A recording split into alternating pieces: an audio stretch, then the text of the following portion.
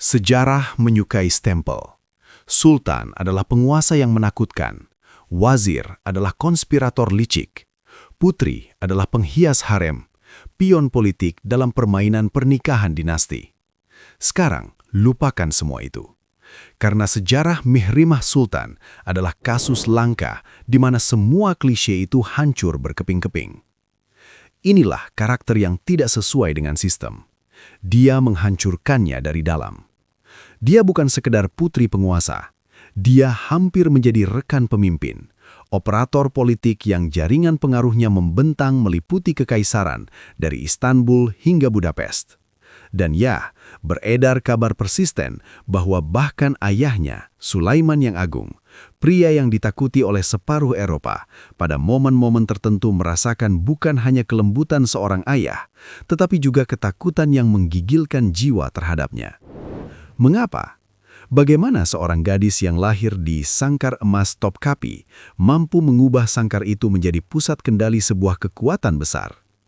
Di satu sisi, ada catatan kering sejarah Utsmaniyah dan register keuangan, di mana namanya berdampingan dengan angka-angka kolosal, pembangunan masjid, transaksi dengan bankir Eropa.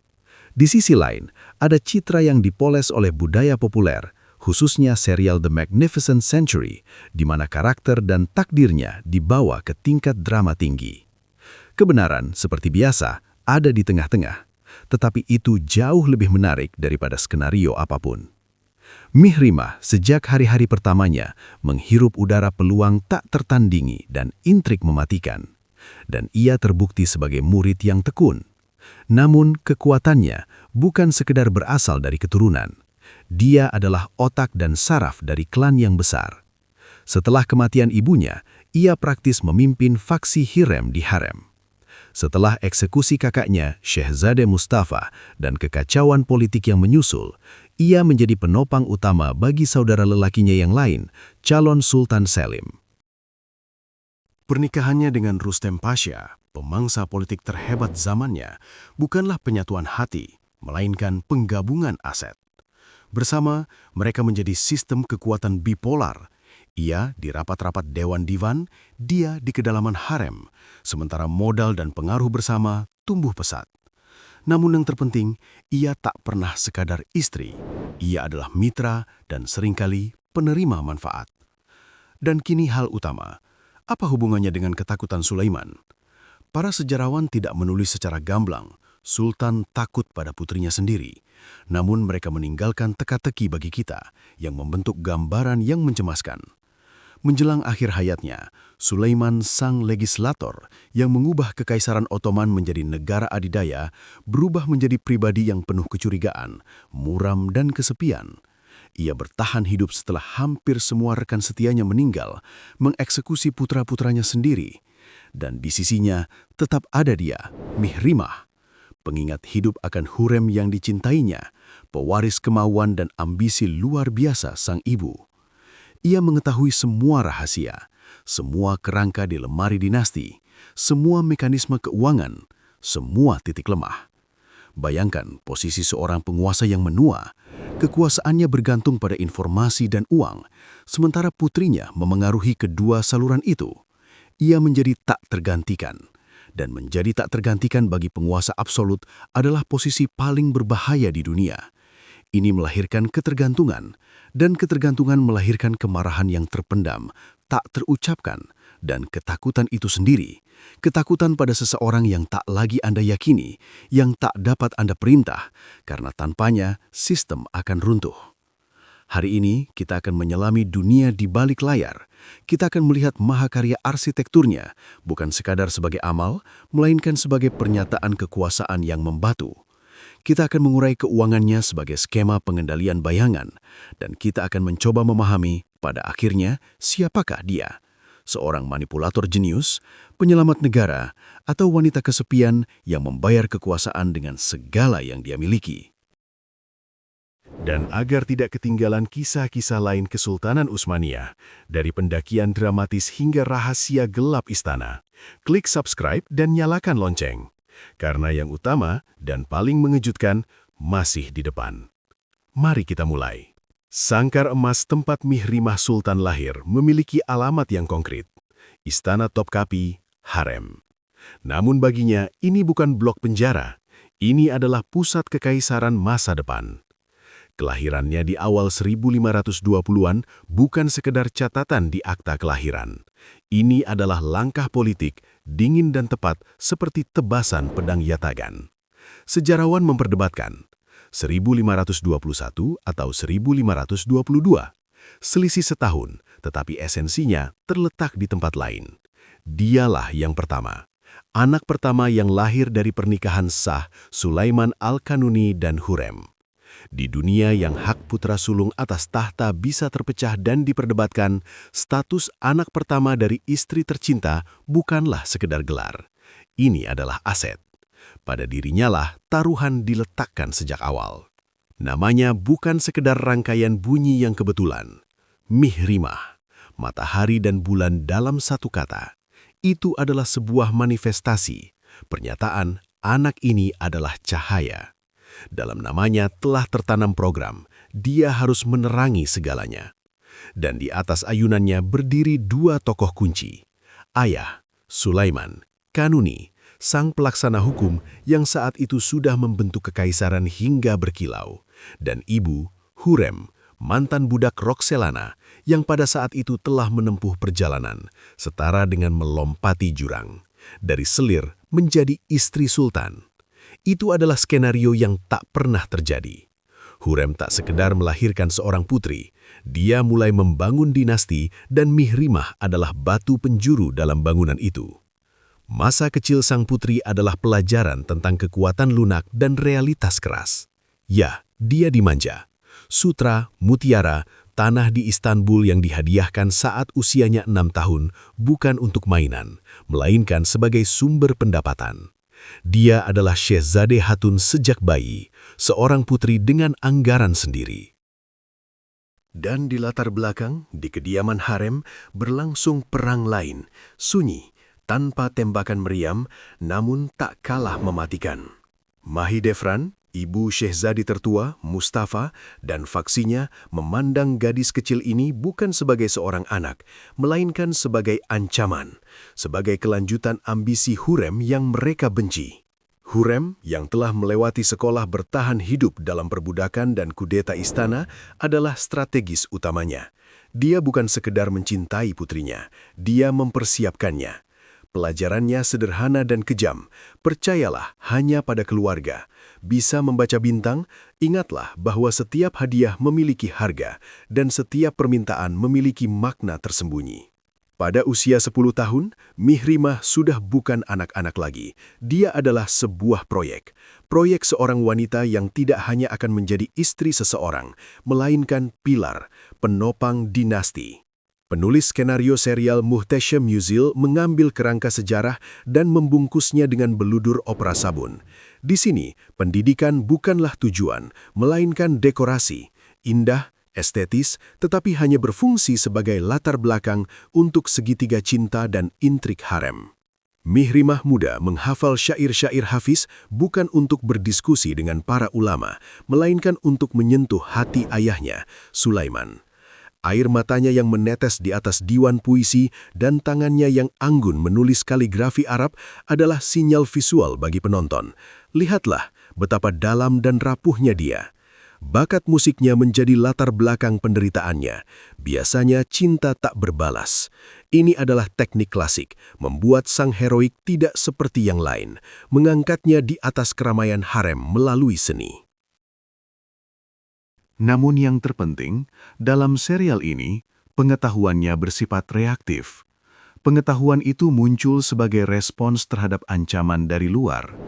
Mencuri dengar percakapan, lalu menggunakan kemampuan bahasanya untuk memperingatkan ibunya. Mengetahui adanya persekongkolan, lalu menciptakan puisi pesan sebagai sandi. Intelijensinya bekerja seperti perangkat mata-mata yang tertanam dalam gaun mewah. Ia melayani tujuan Hurrem dan kemudian kelangsungan hidupnya sendiri dalam perjuangan melawan Nurbanu.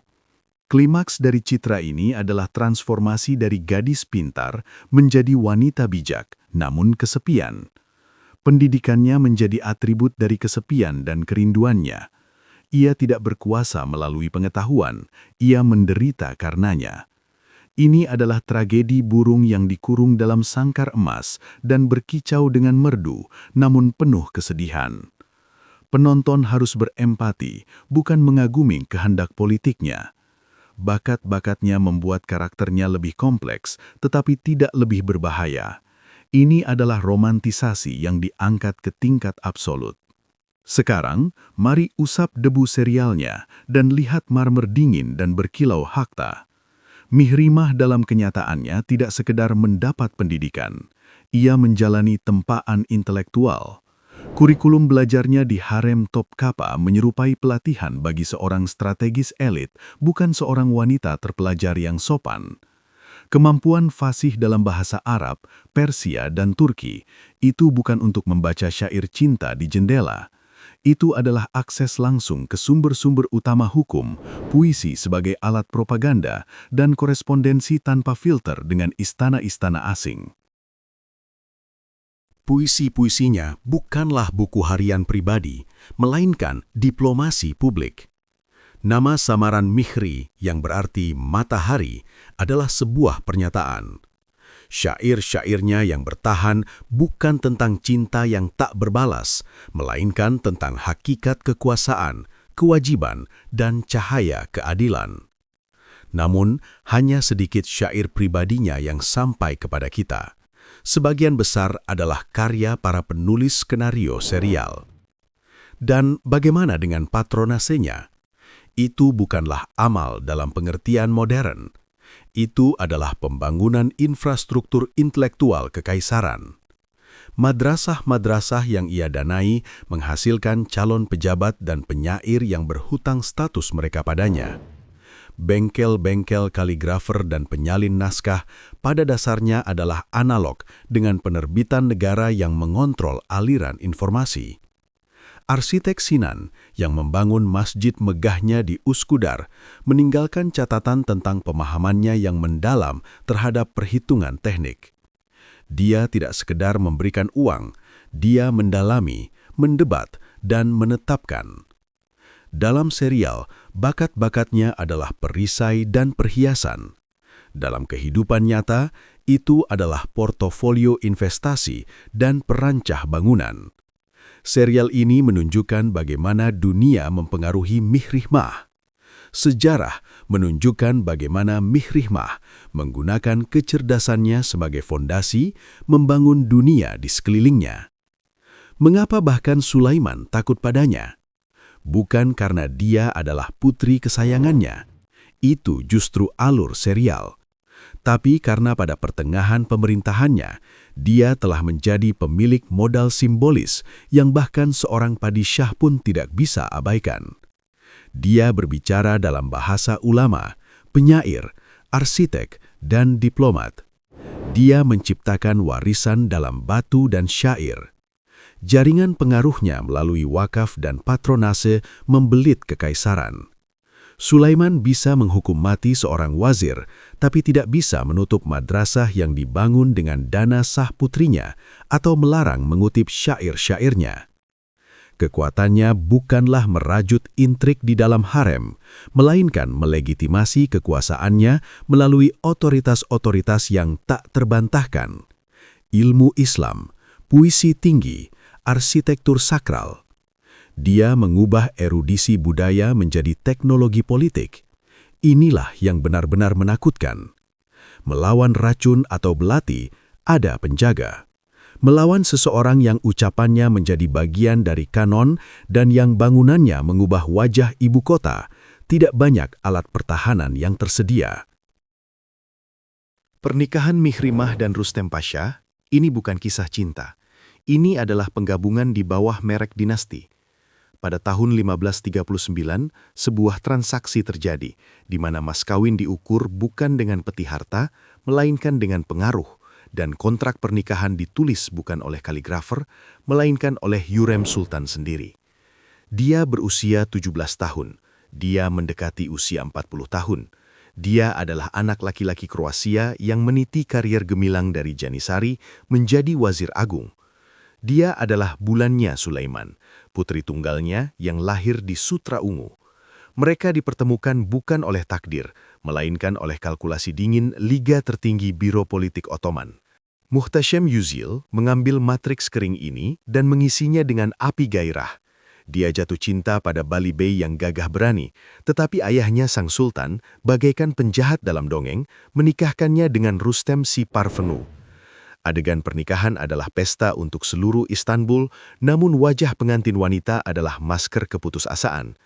Serial ini menggambarkan Rustem hampir secara grotes, kusta, keserakahan, kelembapan abadi dalam jiwa. Dia bukan suami, dia adalah sipir penjara yang ditempatkan oleh Hürrem untuk memperkuat kendali atas putrinya dan akibatnya atas seluruh harem. Sekarang mari hapus riasan dan lihatlah buku-buku. Mihrimah sejarah bukan gadis penderita yang romantis. Surat-suratnya kepada ayahnya yang tersimpan di Topkapi adalah masterclass dalam manipulasi. Dia tidak menangisi cinta yang malang. Dia mengeluh bahwa Rustem lamban dalam urusan, bahwa keputusan dibuat tanpa ketangkasan. Anak-anak, di sini kisahnya menjadi samar.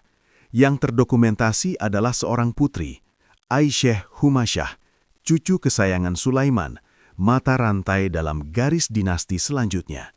Putra-putranya tenggelam dalam kontradiksi kronik, entah Mehmet, Sulaiman, atau Osman, yang meninggal tanpa keturunan. Lalu di manakah kebenarannya? Di suatu tempat di tengah, pada titik di mana ambisi bertabrakan dengan kewajiban. Mihrimah dalam serial menangis karena ketidakberdayaan. Yang asli, mungkin hanya menangis karena amarah ketika sesuatu tidak berjalan sesuai rencana. Kehidupan pribadinya bukanlah melodrama, melainkan kelanjutan politik dengan cara lain. Rustem bukanlah objek cinta atau kebencian, melainkan aset. Modal finansial dan administratifnya ia gunakan sepenuhnya untuk membangun monumen bagi dirinya, bukan dari air mata, melainkan dari batu. Inilah perbedaan utamanya. Dalam serial, ia adalah korban pernikahan. Dalam sejarah, penerima manfaat utamanya. Ia bukan sekedar memberi nasihat, ia menciptakan realitas di mana nasihat-nasihat itu menjadi satu-satunya yang benar. Ambil contoh kisah Ibrahim Pasha, Wazir Agung, sahabat masa kecil Sulaiman, saudara jiwanya. Jatuhnya raksasa seperti itu tampak mustahil. Mihrimah bekerja secara presisi. Gadis kecil di balik tirai yang mengingat setiap lelucon ceroboh Ibrahim, setiap isyarat ambisinya. Dan dengan hati-hati seperti racun berharga, menyampaikannya kepada sang ibu. Hasilnya, malam eksekusi tahun 1536. Itu adalah langkah politik besarnya pertama, dan itu dilakukan dengan sempurna. Namun skala sebenarnya dari pengaruhnya terungkap pada tahun 1553 dalam Kasihah Syehzade Mustafa.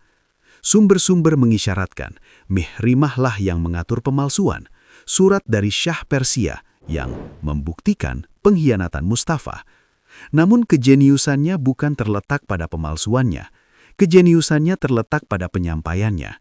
Mustafa dicekik di tenda ayahnya, dan jalan saudara kandungnya Selim menuju tahta menjadi terbuka.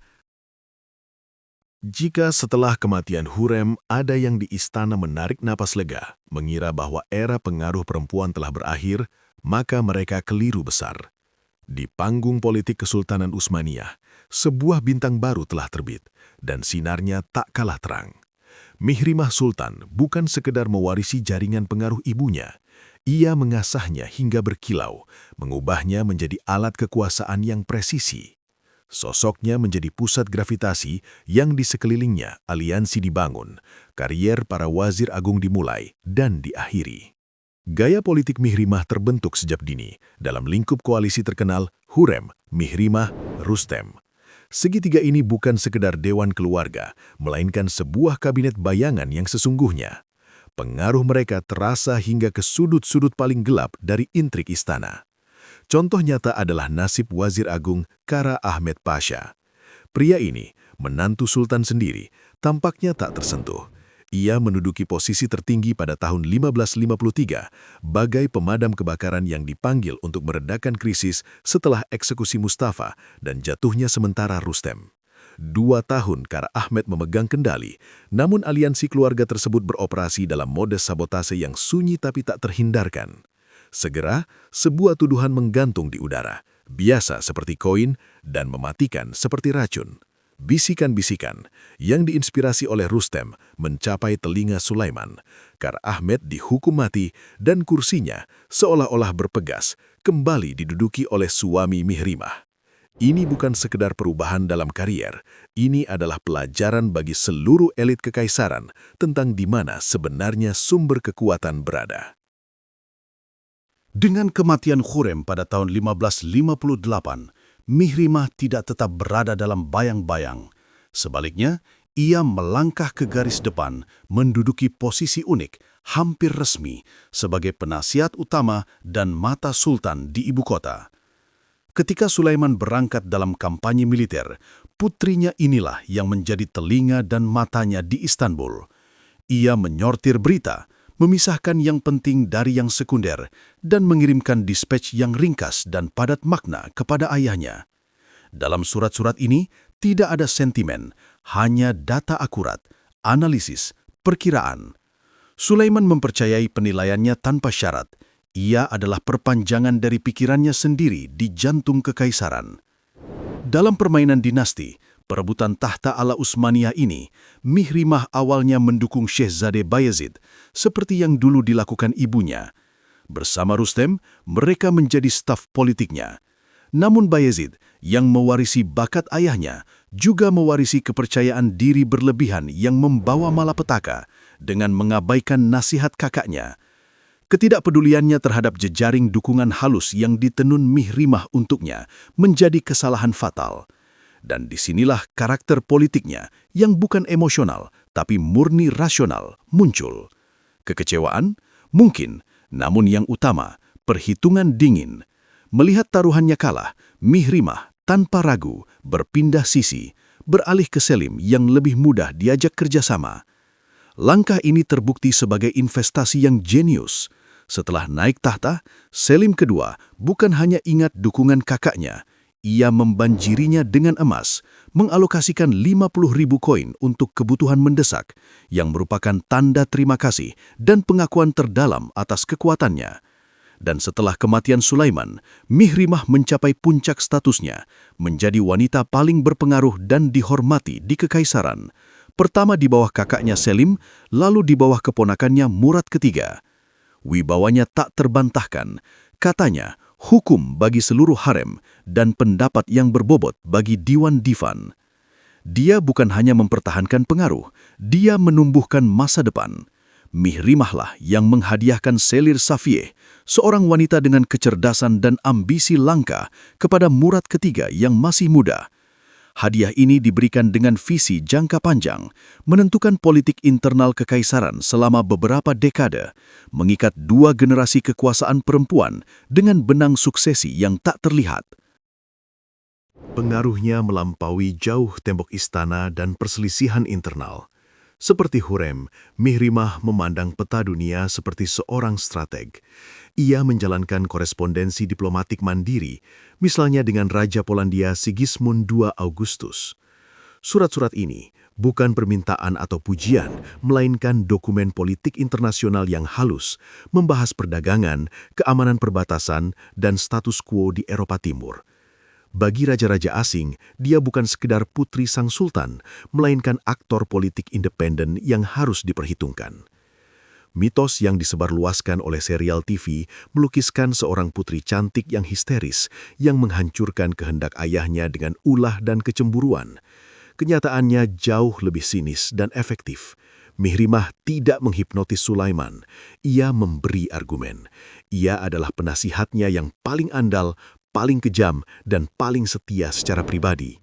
Mengapa? Karena kepentingan mereka dijahit menjadi satu oleh darah dan ambisi. Kebangkitannya adalah jaminan kelanjutan garis keturunan Khurem di atas tahta.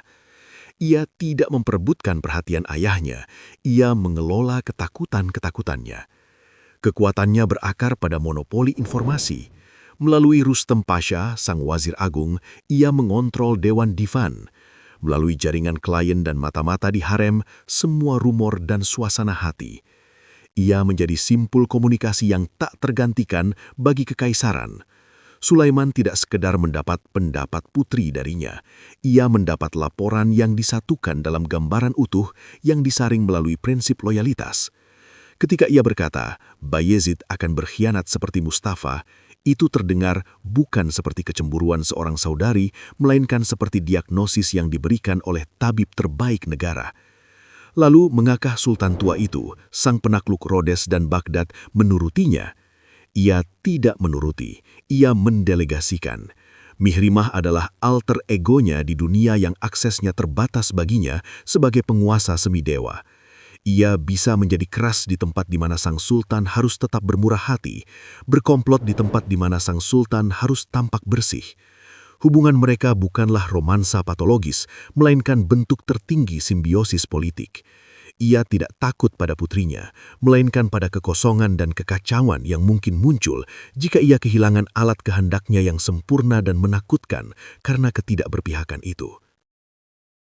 Batu-batu yang ia susun di fondasi masjid-masjidnya adalah mata uang yang sama dengan akce emas di dalam peti hartanya. Mata uang kekuasaan. Mihrimah Sultan bukan sekadar membangun gedung. Ia mendirikan monumen publik untuk pengaruhnya.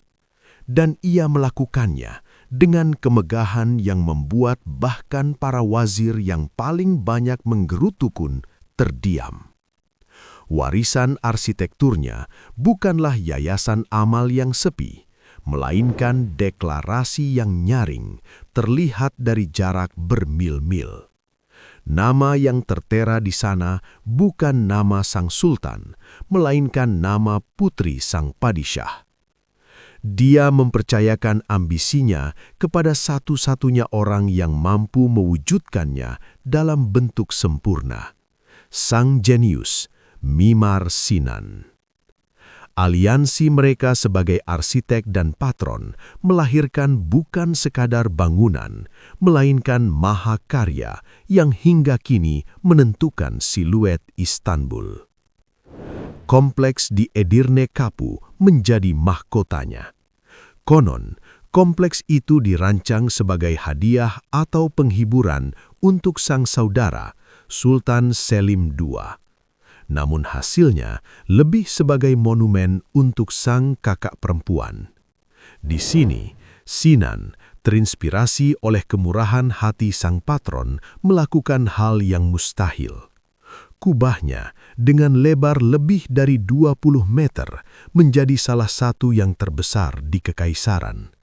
Namun keajaiban sejatinya adalah 4 menaranya, 73 meter masing-masingnya. Bayangkan angka itu. Mereka terlihat dari jarak 20 kilometer. Ini bukan arsitektur, ini adalah teriakan yang terpateri dalam batu. Di balik fasad bangunan ibadah itu, tersembunyi sebuah dunia lengkap. Madrasah untuk 300 siswa yang konon bahkan memiliki observatorium. Sebuah rumah sakit yang merawat ribuan orang dan dapur umum yang memberi makan banyak orang.